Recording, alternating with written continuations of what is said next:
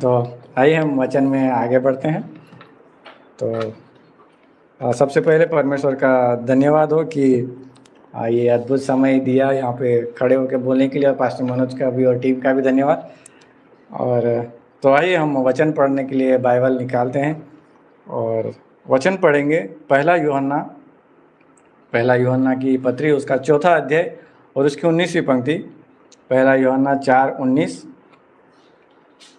और यहाँ पे लिखा है कि हम इसलिए प्रेम करते हैं कि पहले उसने हमसे प्रेम किया। यहाँ पे लिखा है फिर से एक बार कि हम इसलिए प्रेम करते हैं कि पहले उसने हमसे प्रेम किया। तो आज जो हम इस टॉपिक पे बात करेंगे कि परमेश्वर को आपसे प्रेम करने दो, है ना। परमेश्वर को आपसे प्रेम करने दो।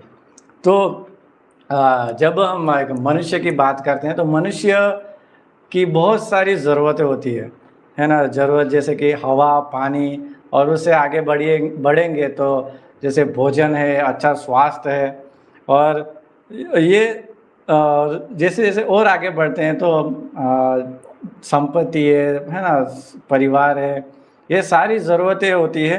ये सब कुछ एक मनुष्य के लिए आवश्यक होती है।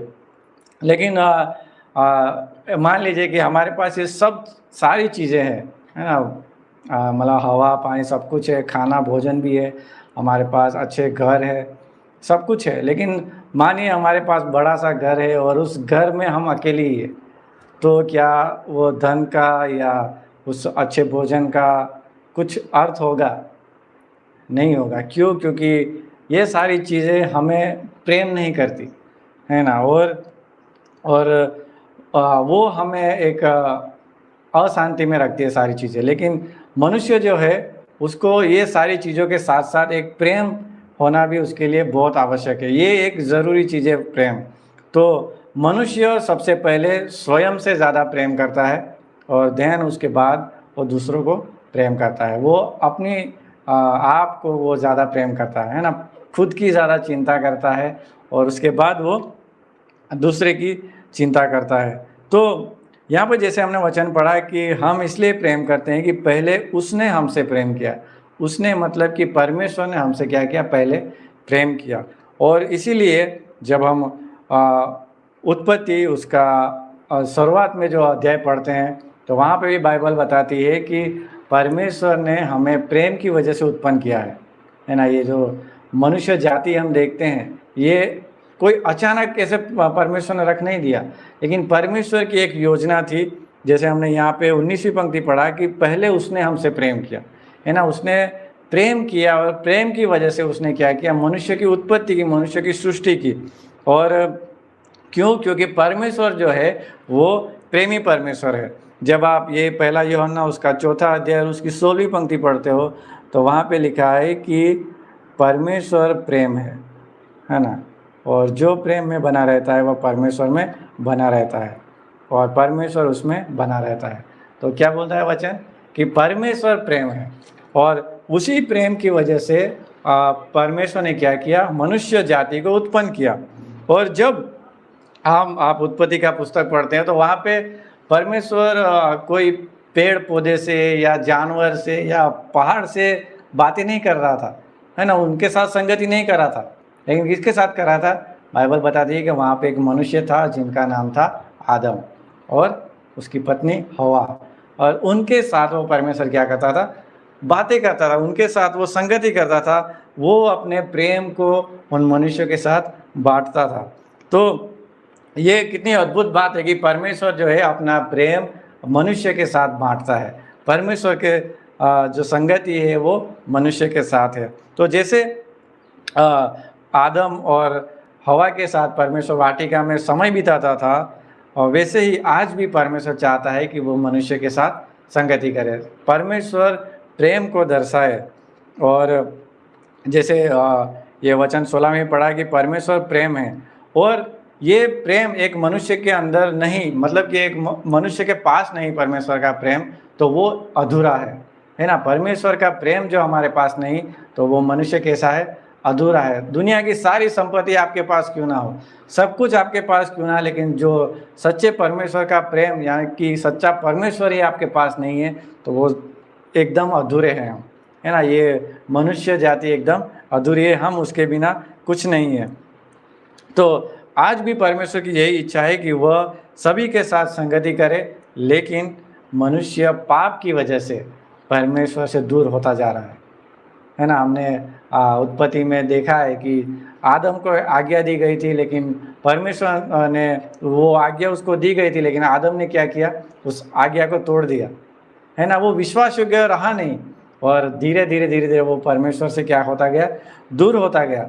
लेकिन परमेश्वर का प्रेम देखिए कि परमेश्वर ने उसको यूं ही नहीं छोड़ दिया, है ना। उस पाप में बने रहने के लिए नहीं छोड़ा, लेकिन उसके लिए उपाय भी किया। तो अद्भुत है हमारा परमेश्वर कि उसने हमसे क्या किया, पहले प्रेम किया है, और इसलिए उसने हम सभी मनुष्य को, सिर्फ मुझे या यहाँ हम जो विश्वासी बैठे हैं उनकी बात नहीं है, लेकिन सभी मनुष्य को परमेश्वर ने अपने प्रेम की वजह से क्या किया है, उत्पन्न किया है, और ताकि वो मनुष्य परमेश्वर के साथ संगति कर सके, उसके अनुग्रह में, उसके प्रेम में वो चलता जाए।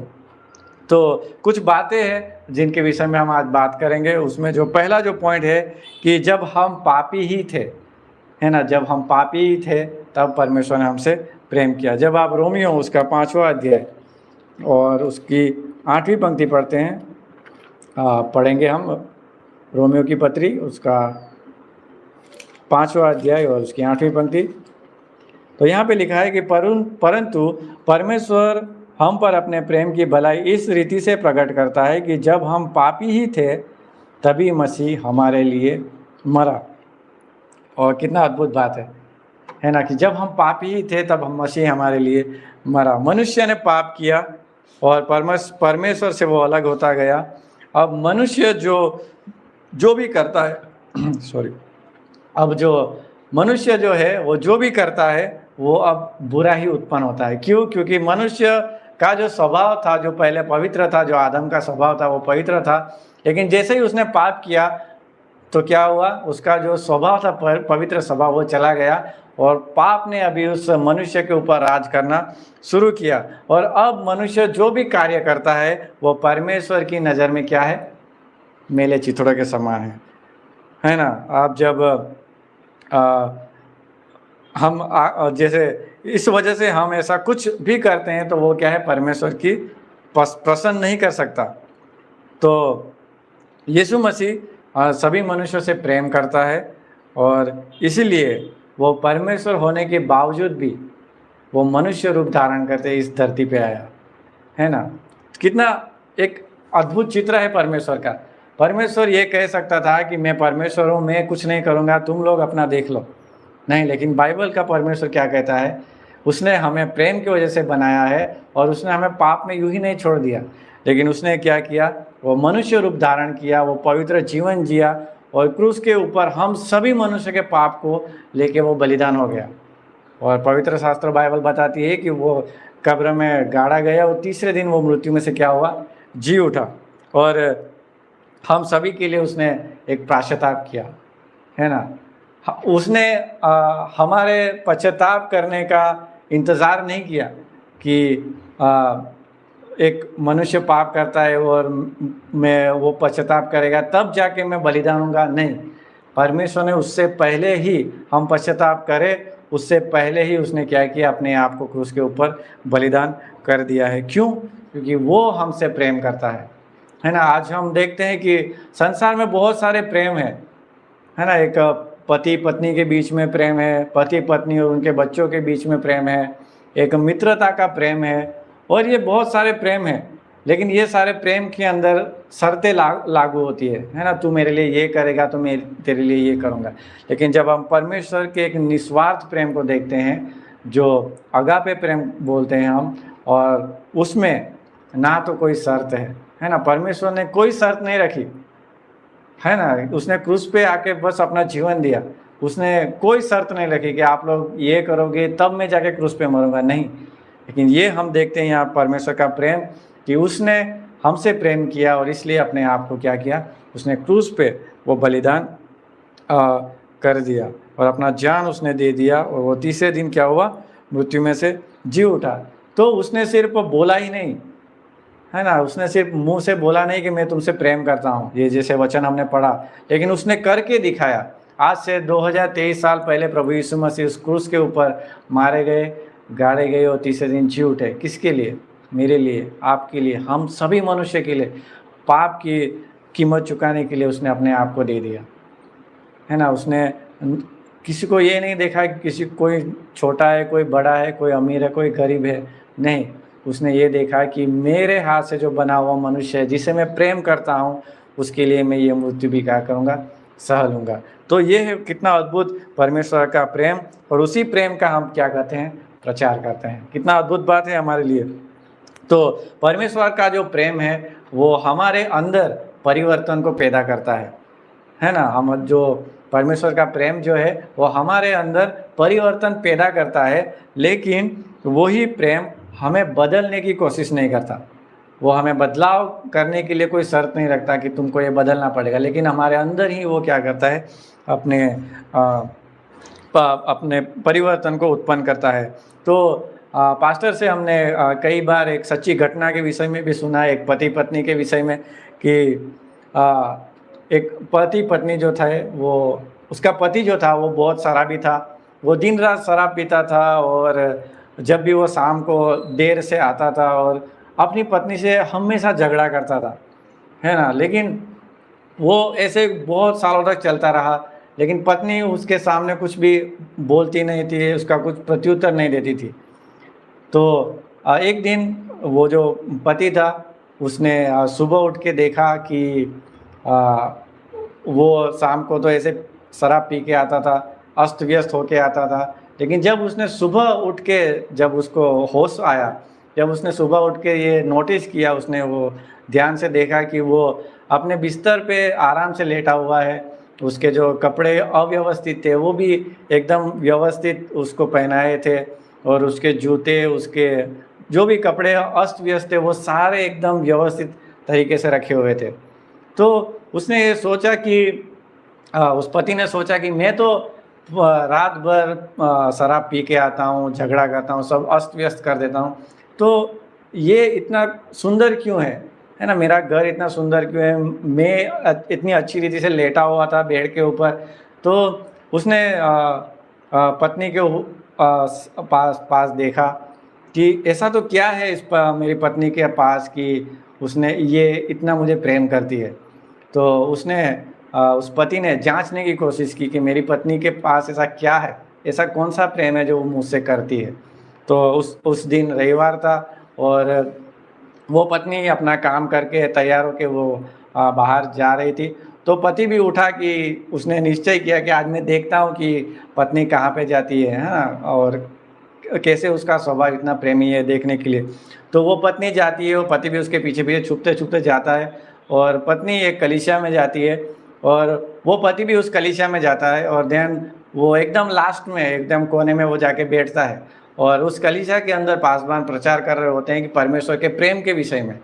और उस प्रेम के विषय के संदेश को उसने सुना, और उसके जीवन में उस संदेश ने, परमेश्वर के प्रेम ने उसके जीवन को परिवर्तन कर दिया, उसको जीवन को बदल दिया। और उस भाई ने वहाँ पे पश्चाताप किया, और अपने आप को परमेश्वर के सम्मुख लेके गया, और सारी उसने माफ़ी मांगी, और देन वो पति पत्नी आज उस कलीसिया का हिस्सा है, और अद्भुत रीति से वो परमेश्वर की महिमा के लिए इस्तेमाल हो रहे हैं। तो जस्ट कहने का मतलब कि परमेश्वर का जो प्रेम है वो मनुष्य के अंदर से परिवर्तन को पैदा करता है ना। उस पत्नी ने या परमेश्वर ने ना उस पासवान ने उस भाई को कुछ बदलने के लिए कहा नहीं कि तुझे ये करना पड़ेगा, तुझे वो करना पड़ेगा, तब हम तुझे प्रेम करेंगे, नहीं। लेकिन उसके परमेश्वर के वचन ने उसको जीवन को बदल दिया, परमेश्वर के प्रेम ने उसके जीवन को बदल दिया। तो ये सच्ची घटना से हम सीख सकते हैं कि परमेश्वर का जो प्रेम है वो हमारे जीवन को परिवर्तित करता है। और दूसरा उदाहरण कि आदम ने भी पाप किया और वह परमेश्वर से छुप गया, है ना। परमेश्वर के प्रेमी स्वभाव को हम वहाँ पे देखते हैं कि वो परमेश्वर उसको ढूंढते ढूंढते आया। वो जानता था कि आदम ने पाप किया, लेकिन फिर भी वो उसको ढूंढते ढूंढते आया, और उस समय परमेश्वर ने उसको मारा नहीं, उसको कोई सजा नहीं दी कि तूने ये गलत किया है, मेरी आज्ञा को तोड़ दिया है, मैं तुझे मार दूंगा। यस, वो कर सकता था, है ना, परमेश्वर उसको मार के दूसरा आदम बना सकता था, लेकिन परमेश्वर ने वो नहीं किया। क्यों? क्योंकि परमेश्वर प्रेमी है। वो अब प्रेम की वजह से सबको बदल देता है ना। उसका प्रेम एक बिना शर्त का है। तो लेकिन परमेश्वर ने उस आदम के लिए उपाय किया। क्यों? क्योंकि परमेश्वर आदम से प्रेम करता था, है ना। वो आज भी सभी मनुष्य से प्रेम करता है, और साथ में परमेश्वर प्रेमी है, और साथ में एक न्यायी परमेश्वर भी है। और जो आदम ने पाप किया था, उस पाप का न्याय करना ज़रूरी था, और इसलिए परमेश्वर ने वहाँ पे एक मेमने का बलिदान किया और उसको चमड़े का वस्त्र पहनाया, जो ये चित्रित करता था कि आने वाले समय में सभी मनुष्य के लिए एक पाप का बलिदान, पवित्र बलिदान, एक उद्धारकर्ता मसीहा आएगा, और वो क्रूस पे मारा जाएगा, उसको कब्र में रखा जाएगा, वो तीसरे दिन जी उठेगा। और ये इस मसीहा का चिन्ह था, और उसके द्वारा उस आदम ने परमेश्वर के प्रेम को जाना कि परमेश्वर कितना भला है, परमेश्वर कितना प्रेमी है और कितना दयालु है। तो वहाँ पे भी परमेश्वर ने आदम को बदलने की कोशिश नहीं की, बदलने की मांग नहीं की, लेकिन उसको प्रेम किया। और वैसा ही प्रेम आज भी परमेश्वर सभी मनुष्य से करता है, और उसके लिए परमेश्वर उसको मनुष्य से बुलाता है कि उसके पास आओ। जब आप भजन संहिता उसका 34वां अध्याय और उसकी 8वीं पंक्ति पढ़ोगे तो वहाँ पे लिखा है कि परख कर देखो कि यहोवा कैसा भला है ना। कितना अद्भुत वचन लिखा है कि परख कर देखो कि यहोवा कितना भला है। क्यों? क्योंकि हमारा परमेश्वर प्रेमी परमेश्वर है। और दूसरा पॉइंट कि जैसे भी हम हैं उसके पास हमें आना है, राइट। हम जैसे भी है, जिस परिस्थिति में है, जिस स्थान में है, वैसे ही हमें परमेश्वर के पास आना है। क्यों? क्योंकि परमेश्वर की कोई मांग नहीं है कि आप ये कपड़े पहन के आओ, नहा धो के आओ, या ये मेरे लिए ये वस्तु लेके आओ, ये बलिदान लेके आओ। नहीं, परमेश्वर की कोई मांग नहीं है। परमेश्वर बोलता है कि तुम जैसे भी हो तुम मेरे पास आओ, है ना। क्यों? क्योंकि परमेश्वर हमसे प्रेम करता है, क्योंकि परमेश्वर हमसे प्रेम करता है, और वो हमारी हर एक परिस्थिति को जानता है। हम कैसे हैं, किस परिस्थिति में पड़े हुए परमेश्वर सर्वज्ञानी है, वो सब कुछ जानता है, हम उसे कुछ छुपा नहीं सकते, है ना। तो परमेश्वर इसलिए चाहता है कि हम जैसे भी है, जिस परिस्थिति में है, हम परमेश्वर के पास आए, क्योंकि उसी प्रेम की वजह से उसने क्रूस पे अपनी जान दी है ना। और हमारे पास वो कुछ नहीं मांगता कि तुम ये करो, तुम वो करो। परमेश्वर हमें बदलने की कोशिश भी नहीं करता। अगर हम बदलना भी चाहे तो भी हम असफल हो जाएंगे, है ना। हमारे पास इतनी सामर्थ्य नहीं कि हम परमेश्वर को प्रसन्न करने वाले कुछ काम करके दिखाए। अगर करने की कोशिश भी करेंगे तो वो क्या होंगे? असफल होंगे, क्योंकि यशायाह 64:6 भी लिखता है कि हमारे सारे धर्म के काम मेले चिथड़ों के समान है। धर्म के काम, जो भी हम अच्छे काम बोलते हैं उसको, या दान धर्म पुण्य के काम करते हैं, वो परमेश्वर के सम्मुख मेले चित्रों के समान है। हम उस कार्य के द्वारा भी परमेश्वर को प्रसन्न नहीं कर सकते, क्योंकि परमेश्वर पवित्र है, परमेश्वर प्रेमी है, वो न्यायी परमेश्वर है। तो परमेश्वर चाहता है कि हम जैसे भी हो परमेश्वर के सामने आए। वो हमारे पास कोई बदलाव की मांग नहीं करता है। जैसे बाइबल में भी बहुत सारे उदाहरण हैं। अब्राहम के पास परमेश्वर आया उत्पत्ति के 12वें अध्याय में। अब्राहम क्या कर रहा था, है ना। वो अपने पिता का जो व्यवसाय था मूर्तें बनाने का, वो ही करता था, और कुछ नहीं। लेकिन जैसे परमेश्वर अब्राहम के पास आया, उसने तुरंत उसका प्रत्युत्तर दिया, है ना।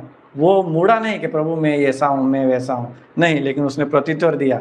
लेकिन फिर हम देखते हैं कि जब इसहाक पैदा हुआ, देन उसके बाद वो क्या हुआ उत्पत्ति के 12वें अध्याय में, और हम आगे देते हैं तो वो जब इसहाक उसके पास आया तो वो 12 से 13 साल लगभग वो परमेश्वर से दूर हो गया, है ना। परमेश्वर से बात नहीं की उसने, लेकिन वापस परमेश्वर उसके पास आया, है ना। कितना अद्भुत है, परमेश्वर प्रेमी है, वो अपने लोगों से प्रेम करता है। फिर मूसा, निर्गमन के 3रे अध्याय में भी मूसा के पास परमेश्वर आया।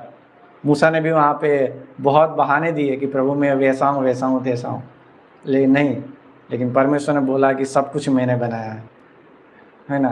और उसने उसका भी प्रत्युत्तर दिया और प्रभु ने उन्हें उपयोग किया। फिर यशायाह भविष्यवक्ता, आप जब यशायाह उसका 6वां अध्याय पढ़ते हो तो वहाँ पे भी लिखा है कि प्रभु मैं तो अशुद्ध होठों वाला मनुष्य हूँ, मैं कैसे करूँ, है ना। तो परमेश्वर वहाँ पे कहता है कि एक अंगारा लेता है स्वर्गदूत और उसकी जीभ पे रखता है और वो कहता है कि जा, तुझे मैंने शुद्ध किया है, मैंने तुझे पाप की क्षमा दी है, तू अब से शुद्ध है। परमेश्वर के लिए कोई काम अशक्य नहीं है। हमारे बहाने परमेश्वर को कार्य न करने के लिए पर्याप्त नहीं है। परमेश्वर सब जानता है, वो सबका उपाय करके देता है। फिर हम नए नियम में पतरस के बारे में भी सोचते हैं, तो वो एक मछुआरा था और लूका का 5वां अध्याय और उसकी 8वीं पंक्ति में भी पढ़ोगे तो जब प्रभु यीशु मसीह उसके नाव पे चढ़ के वो प्रचार करता है, उपदेश देता है, फिर जब वो मछलियों को पकड़ के लेके आते हैं तब वो पतरस बोलता है कि प्रभु मैं पापी हूँ, मुझसे तू दूर हो जा, है ना। प्रभु यीशु मसीह पापियों के लिए ही आया था, है ना। क्यों? क्योंकि वो मनुष्य से प्रेम करता है। और वहाँ पे भी हम देखते हैं कि परमेश्वर सामने से उसके पास आया, प्रभु यीशु मसीह उसके पास आया। फिर पौलुस के विषय में भी हम देखते हैं प्रेरितों के 9वें अध्याय में। उसके पहले पौलुस क्या करता था? कलीसिया को सता रहा था, लोगों का खून कर रहा था, स्टीफनुस के खून के लिए भी वो जिम्मेदार था, बहुत गलत गलत चीज़ें कर रहा था। लेकिन जब परमेश्वर प्रभु यीशु मसीह उसके पास आया तो उसने अपना जीवन उनको दे दिया। कितना अद्भुत है परमेश्वर, कितना प्रेमी है परमेश्वर कि वो सामने से हमको ढूंढने आता है। तो जैसे आदम ने भी पाप किया और वो भी छुप गया, अंजीर के पत्तों की लंगोट बनाई और छिप गया, उसने अपना उपाय किया, है ना, कि मैं अब छुप जाऊंगा, परमेश्वर नहीं देखेगा। और नहीं, लेकिन परमेश्वर सब कुछ जानता है। और जैसा भी आदम था, है ना, वो लंगोट में लपेटा हुआ था, वो भी वही परिस्थितियाँ थी, फिर भी वो क्या आया? परमेश्वर के सामने आया, परमेश्वर ने बुलाया और वो वही परिस्थिति में सामने आया, है ना। उसने कुछ अलग से नहीं किया, लेकिन परमेश्वर ने उसको वहाँ पे चमड़े का वस्त्र दिया, है ना। परमेश्वर ने उपाय करके दिया। तो हम जैसे भी है परमेश्वर के पास आए, क्योंकि उसके पास पापों की क्षमा है, हम और बिना शर्त का प्रेम है, और हमारे लिए दया है, हमारे लिए अनुग्रह है उसके पास। तो कितना अद्भुत है हमारा परमेश्वर का प्रेम। तो वो प्रेम पुकारता है, वो बोलता है कि तुम जैसे भी हो मेरे पास आओ, है ना, और मुझे परखो, मेरे प्रेम को चखो कि मैं कितना भला हूँ। ये अद्भुत परमेश्वर है। और तीसरा पॉइंट कि उसके प्रेम में सच्चा विश्राम है ना, उसका प्रेम में सच्चा विश्राम है। तो यूहन्ना उसका 3 अध्याय और 16वीं पंक्ति हमने बहुत बार पढ़ा है ना, कि जो कोई उस पर विश्वास करेगा वो अनंत जीवन पाएगा, क्योंकि परमेश्वर का पुत्र खोए हुए को ढूंढने और उनका उद्धार करने आया, और जो कोई उन पे विश्वास करेगा वो अनंत जीवन पाएगा। अनंत काल का विश्राम हमें मिलता है। हम आज शारीरिक रूप से इस धरती पे है, लेकिन आत्मिक रूप से हमने जो विश्वास किया है, जिसने परमेश्वर पे विश्वास किया है, वो आत्मिक रूप से आज विश्राम पा चुका है। और हम एक दिन ऐसा आएगा, यही विश्राम जो हमने आत्मिक रूप से पाया है, वो अपनी ये आँखों से हम उस विश्राम को देखेंगे, अपने जीवन में उसको अनुभव करेंगे। तो जैसा यीशु मसीह हमारे पापों के लिए मारा गया, गाड़ा गया और तीसरे दिन मृत्यु में से जी उठा, और वह स्वर्ग में है, और जो कोई उस पर विश्वास करेगा वह विश्राम यानी कि अनंत जीवन पाएगा। तो पाप जो था वो मृत्यु लेके आया, लेकिन प्रभु यीशु मसीह जो था वो जीवन लेके आया। हाँ, क्यों? क्योंकि प्रभु यीशु मसीह हमसे प्रेम करता है, वह बिना शर्त का प्रेम हमसे करता है, और इसलिए प्रभु यीशु मसीह इस जीवन लेके आया। तो यूहन्ना का 1 और 12 में पंक्ति में भी बोलता है कि जितनों ने उसका अंगीकार किया, मतलब कि जिसनों ने प्रभु यीशु मसीह को स्वीकार किया, उनको उसने पुत्र होने का अधिकार दिया है। कितना अद्भुत है! परमेश्वर हमारा पिता है और हमने उसके ऊपर विश्वास किया और उसने हमें पुत्र होने का अधिकार दिया है। ये कितनी अद्भुत बात है ना। कितनी गर्व की बात है हम विश्वासियों के लिए कि परमेश्वर ने हमें अपना पुत्र बनाया है। और ये परमेश्वर का अद्भुत प्रेम है ना। ये हमारे जीवते परमेश्वर का प्रेम है। तो परमेश्वर का प्रेम एक सा है, वो सभी मनुष्य के लिए एक समान है ना। मेरे लिए अलग है, आपके लिए अलग है, इनके लिए अलग है, या संसार में दूसरे लोग हैं उनके लिए अलग है। नहीं, परमेश्वर का जो प्रेम है मेरे लिए, आपके लिए, हम सभी मनुष्य के लिए एक समान है। और इसीलिए सभी मनुष्य के लिए प्रभु यीशु मसीह ने अपना बलिदान दिया है। सिर्फ विश्वासियों के लिए नहीं दिया है कि जो बाइबल पढ़ेगा उनके लिए ही मैं बलिदान दूंगा, नहीं, लेकिन परमेश्वर पूरी मानव जाति के लिए अपना बलिदान दिया है, क्योंकि वो सबसे एक समान प्रेम करता है, जो वो अद्भुत है। और वो प्रेम कभी बदलेगा नहीं, और वह प्रेम कभी धोखा देगा नहीं। वो परमेश्वर का प्रेम है। पतरस ने 3 बार यीशु मसीह का नकार किया। उसने वो परमेश्वर यीशु मसीह को छोड़ के चला गया, लेकिन क्या प्रभु यीशु मसीह उनके पास वापस आए? यस, प्रभु यीशु मसीह उसके पास वापस आया। जब वो पुनरुत्थान हुए तीसरे दिन, तब वो वापस पतरस के पास आया। तब जाके उसने पतरस को डांटा नहीं, ए भाई तूने क्यों मेरा 3 बार नकार कर दिया था, है ना, तू मेरा शिष्य नहीं, आज से ख़त्म सब कुछ। नहीं, परमेश्वर ने उसको वहाँ पे प्रेम किया, है ना। और वहाँ पे हम पतरस, वो एक डरपोक जो पतरस था, उसके अंदर एक सामर्थ है। और कितना अद्भुत बात है ये परमेश्वर, है ना। फिर जैसे अब्राहम ने भी 13 साल तक इसहाक को अपने जीवन में पुत्र के रूप में उसने ग्रहण किया। उसके बाद 13 साल तक उसने परमेश्वर से बातें नहीं की। वो अपने पुत्र के में ही खो गया, है ना, उसने अपनी आशीष में ही खो गया और परमेश्वर को भूल गया। लेकिन 13 साल तक उसने परमेश्वर से बात नहीं की, लेकिन वापस परमेश्वर उसके पास आया, है ना। तब भी परमेश्वर ने उसको डांटा नहीं, अब्राहम को, कि भाई तूने ये क्यों नहीं किया, मुझसे क्यों इतने साल बात नहीं की, है ना। लेकिन परमेश्वर का प्रेम देखिए, वो सबको एक समान लेके चलता है। और वही परमेश्वर जो आदम और अब्राहम, इसहाक, याकूब, मूसा, दाऊद को और 12 शिष्यों को, और बाइबल में जितने भी उदाहरण हैं उन सभी को प्रेम करता था, वही परमेश्वर आज भी मुझे, आपको, हम सभी मनुष्य को एक समान और बिना शर्त वाला प्रेम करता है। कितना अद्भुत परमेश्वर है। तो अंत में कि बस परमेश्वर को आपसे प्रेम करने दो, है ना। अपने आप को छुपाओ मत परमेश्वर से, जैसे आदम छुपा रहा था। अपने आप को कैद मत कर लो, है ना। बहुत सारे ऐसे लोग हैं जो जब उनके पास सुसमाचार जाता है या परमेश्वर का प्रेम जाता है, तब अपने आप को कैद कर लेते हैं, वो सुनना नहीं चाहते हैं। तो परमेश्वर की ऐसी इच्छा नहीं है। परमेश्वर की इच्छा है कि अपने आप को छुपाओ मत, अपने आप को कैद मत करो, उस प्रेम को चखो, उस प्रेम को जानो, तभी आप परमेश्वर के सच्चे प्रेम को जान पाओगे। क्योंकि स्वर्ग और पृथ्वी में सर्वश्रेष्ठ जो प्रेम है वो परमेश्वर का प्रेम है। इसीलिए आज का जो वचन है कि परमेश्वर को आपसे प्रेम करने दो, है ना। क्यों? क्योंकि उसने प्रेम की वजह से हमें बनाया है, और वो चाहता है कि हम मनुष्य उसके साथ संगति करें, उस प्रेम का अनुभव करें, और एक दिन हम अनंत काल के विश्राम में उनके साथ रहे, अनंत काल तक उनके साथ रहे। तो ये अद्भुत था परमेश्वर का प्रेम, जो हमारे लिए उस क्रूस के ऊपर यीशु मसीह के द्वारा बहाया गया है। और जो कोई भी इस बात पे विश्वास करता है कि प्रभु यीशु मसीह मेरे पापों के लिए मारा गया, गाड़ा गया और तीसरे दिन मृत्यु में से जी उठा, तो उसके पाप क्षमा कर दिए जाते हैं, है ना। और वो परमेश्वर का पुत्र कहलाता है, और वो अनंत काल तक सुरक्षित हो जाता है, और अनंत काल तक वो विश्राम में प्रवेश कर लेता है। तो इस वचन के द्वारा प्रभु आप सभी को आशीष करें, आमीन। तो आइए हम प्रार्थना करते हैं।